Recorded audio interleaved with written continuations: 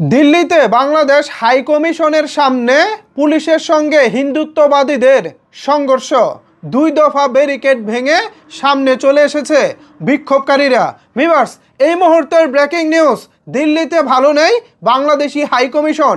আপনারা এখানে দেখতেই পাচ্ছেন ভিডিও চিত্রতে। এই ভিডিও চিত্রটি প্রকাশ করেছে ডেইলি মানবজমিন পত্রিকা।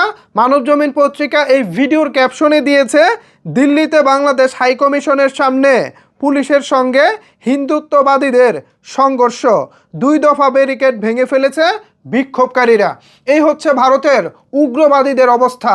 এই অবস্থা থেকে বাংলাদেশ সরকারকে আমি আহ্বান জানাবো, যত দ্রুত সম্ভব দিল্লিতে বাংলাদেশ হাই কমিশনের কার্যালয় শাটডাউন করে সেখানে আমাদের যারা নাগরিক আছেন, হাই কমিশনে যারা বাংলাদেশ থেকে সেখানে আছেন, দ্রুত তাদেরকে নিরাপদে ফিরিয়ে আনুন। আর বাংলাদেশে যে দিল্লির হাই কমিশন আছে, অর্থাৎ ভারতীয় হাই কমিশন বাংলাদেশে যেটা আছে, সেটাও অনির্দিষ্টকালের জন্য বন্ধ করে প্রণব ভার্মাকে ওদের দেশে পাঠিয়ে দেন, পরিস্থিতি শান্ত না হওয়া পর্যন্ত।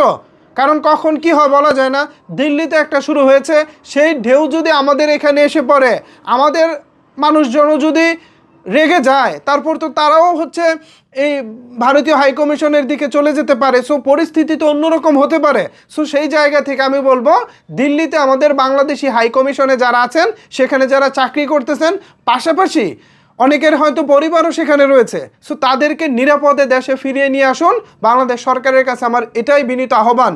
যা পরিস্থিতি দেখলাম, এভাবে হয়তোবা সেখানে আমাদের হাই কমিশনার হিসেবে যিনি আছেন তিনি নিরাপদ না।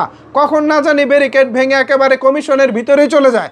এই যদি হয় অবস্থা, তাহলে তো আমাদের অবস্থা একেবারেই অন্তত দিল্লিতে একটা বাজে পরিস্থিতি বিরাজ করতেছে। সো এই পরিস্থিতিতে আমি বলবো অন্তত তাদেরকে নিরাপদে দেশে নিয়ে আসা হোক। ভিউয়ার্স, আপনাদের এই বিষয়ে মতামত কি জানাতে পারেন নিচের কমেন্টস বক্সে।